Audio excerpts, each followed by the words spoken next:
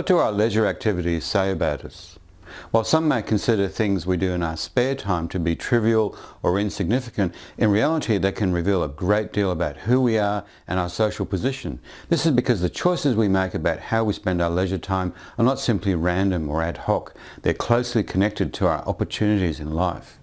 Take, for example, the social distinctions between rugby league and rugby union in Australia and the United Kingdom. Rugby union has traditionally been associated with the middle and upper class, and rugby league with the working class, a division that continues until this day. We can trace the conflict between union and league in England to the year 1895, when the English Rugby Football Union began to enforce the amateur principle, which restricted players from being paid for playing the sport. This policy resulted in the creation of rugby league, a sport that was from its beginnings dominated by the working class, because players could continue with their paid work. A similar problem in Australia a decade later saw the popularisation of rugby league in Australia as well, which became closely associated with the labour movement and working class Irish Catholic communities. The resulting class divide between rugby league and rugby union is still apparent in Australia today. This is exacerbated by the fact that rugby union is the code played in elite Australian boys' secondary schools, mostly made up of private schools largely attended by students from more affluent family backgrounds. Although rugby union is no longer strictly amateur only and the same restrictions don't now apply, it's still firmly entrenched as a middle class sport.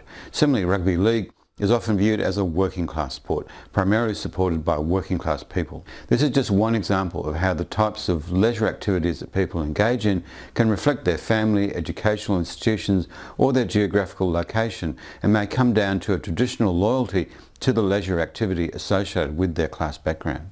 Increasingly, however, the demarcation between middle class and working class leisure activities becomes ever smaller and more blurry, particularly when it comes to cultural consumption.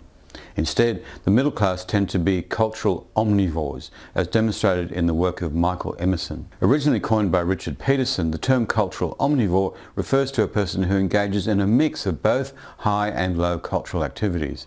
This is in contrast to Pierre Bourdieu's finding that the middle class tends to have more circumscribed tastes that they are likely to regard as distinct from populist tastes in art and culture. However, Emerson notes that most members of the middle class will have some knowledge of populist cultural items, even if only a small proportion of them actually enjoy them. So the majority of the middle class in Australia will be familiar with popular reality TV shows, even though they might not necessarily watch the shows on a regular basis, let alone actually like them. Generally speaking, knowledge or enjoyment of popular culture alone does not necessarily tell us much about a person's class or social standing, and we may require more information about their other habits of cultural consumption to be able to paint a fuller picture.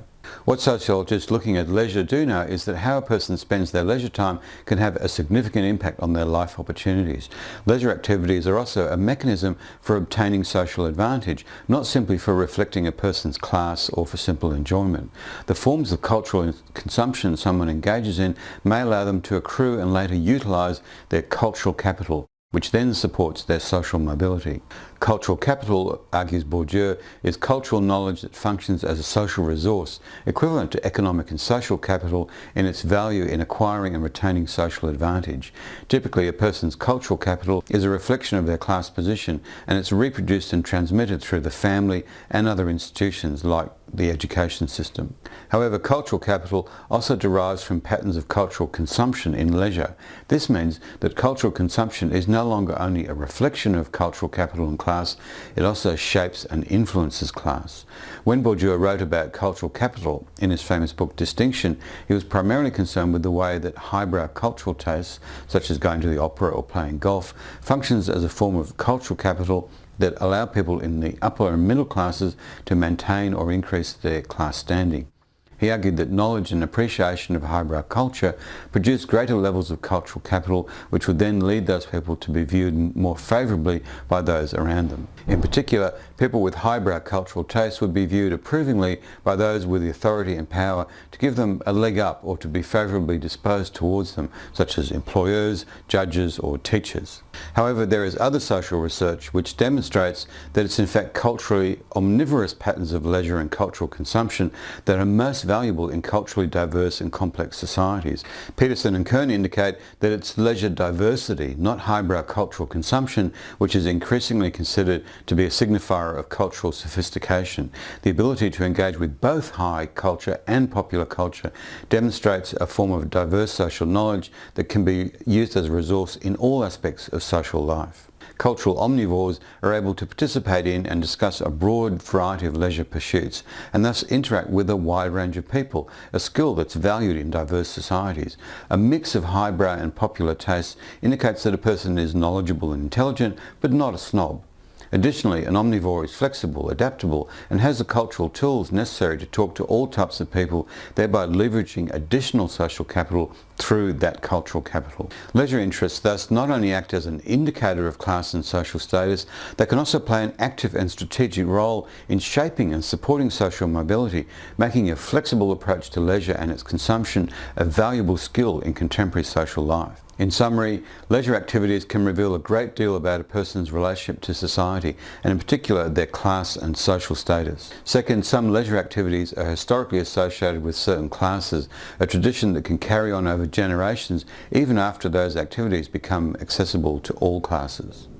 Third, the middle class tend to be cultural omnivores, consuming both high and low culture, while the working class tends to be primarily consumers of popular culture. Fourth, cultural capital accrued through leisure activities can have a significant impact on life opportunities.